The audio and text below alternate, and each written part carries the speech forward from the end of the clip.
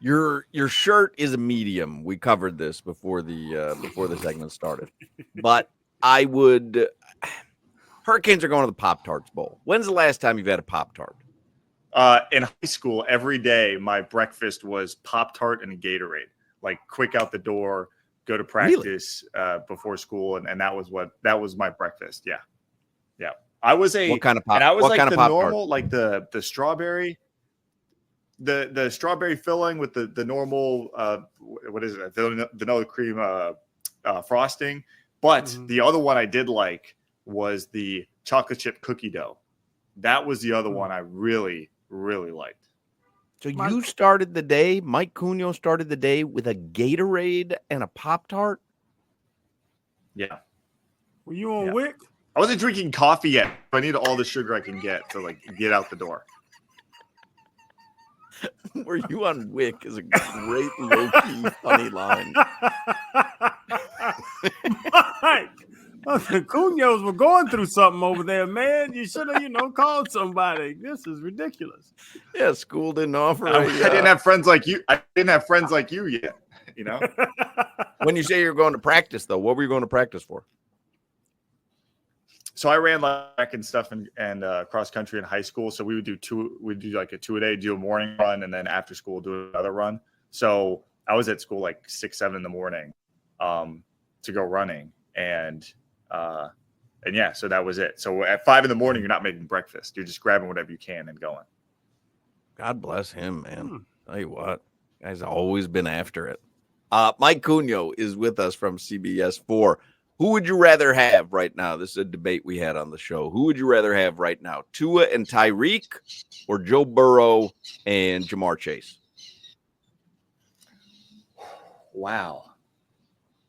I'll say Burrow and Chase because with the way the Dolphins offense has fluctuated this year, going back from are we going to be the deep threat to we're going to do the chunk play thing and 10, 15 play drives. Tyreek hasn't had the numbers, hasn't had the success. If you asked me this a year ago, I would have said Tyreek. But today, you look at what Jamar Chase is doing each and every game. I believe he's the leading receiver right now in the NFL.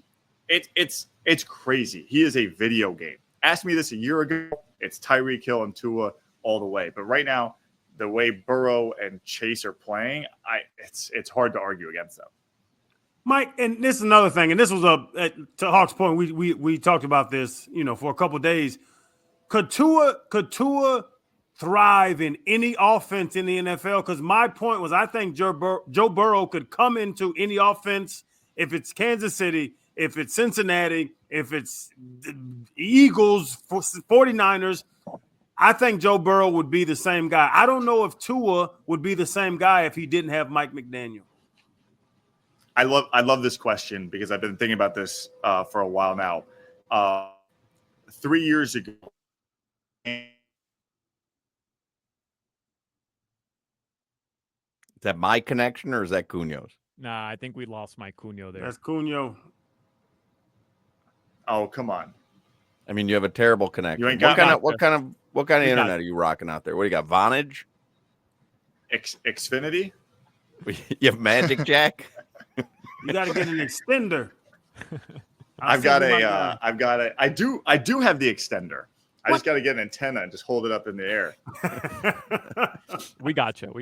Go ahead. Okay. So my take on this is 3 years ago, Mike McDaniel may have been the only one who saw something in Tua, but I think there are plenty of coaches around the NFL who see what Tua can do, his accuracy, his timing, his completion percentage, and would be more than happy to have Tua on their roster as their number one quarterback. But it took a few years and it took someone to bring it out of him. Mike McDaniel did a great job doing that. I think Tua now, where he is at, it isn't like this guy, like people think he's like a system quarterback. No, I think other coaches around the league would be like, I'd 100% take that guy as my QB, where I think that may have been a question a few years ago. So the answer, though, then Burrow and Chase is more because of Jamar Chase. Well, no, I think it's just more where the offenses are at right now. Miami has kind of evolved this year into something that it wasn't last year. It was predicated on the big play.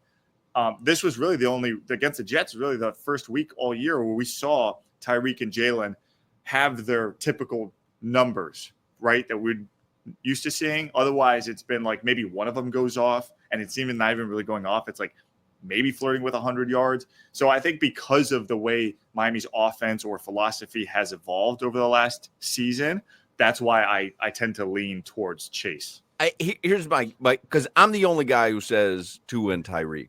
And I love Tua. I'm a Tua stan. Like, I think he is graded on a different scale than any other quarterback, any other player in the league. And I don't know why. Would you say this at least? It's not a slam dunk that you would just take Burrow and Chase, that you'd have to think about it. Yeah, no doubt. And again, that's why I said, if you asked me this last season, I would have taken Tyreek and Tua. And it's literally just because of where the offenses come from or what it looks like now. And that's my reasoning for this. And Mike, is Tua, and there's another thing we talked through, and it kind of hit me where the 2 games this year, the 2 primetime Thursday night games, the Dolphins get the hell beat out of them. The Buffalo game, Tua went out early, and then Green Bay, they get beat by 13, 17, whatever it is. And then the other 2 times the nation has seen Tua, he was getting knocked to sleep in the fencing motion. Is that why people question Tua? Because to Hawk's point, last year, top 3 in every quarterback category. This year, after injury, he is now, his numbers are MVP numbers.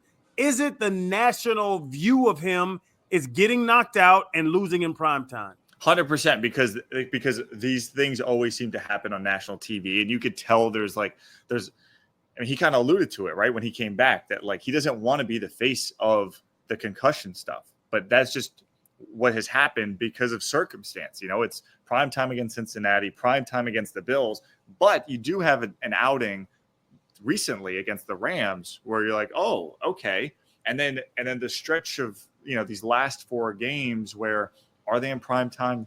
No, but you can't ignore the numbers. 11 touchdowns to 0 interceptions, 75% completion rate. You can't ignore that, like whether you're watching him in prime time or not. And it is funny watching the map of like where the Dolphin games are. It's basically South Florida and wherever else that team plays. Like this week it's Houston. It's basically a slice of Texas. So you're right. That's part of the problem for him. But guess what? If the Dolphins are alive, Sunday Night Football in the cold against Cleveland, there's an opportunity for him to change that narrative with the cushion behind him of how he's been playing recently.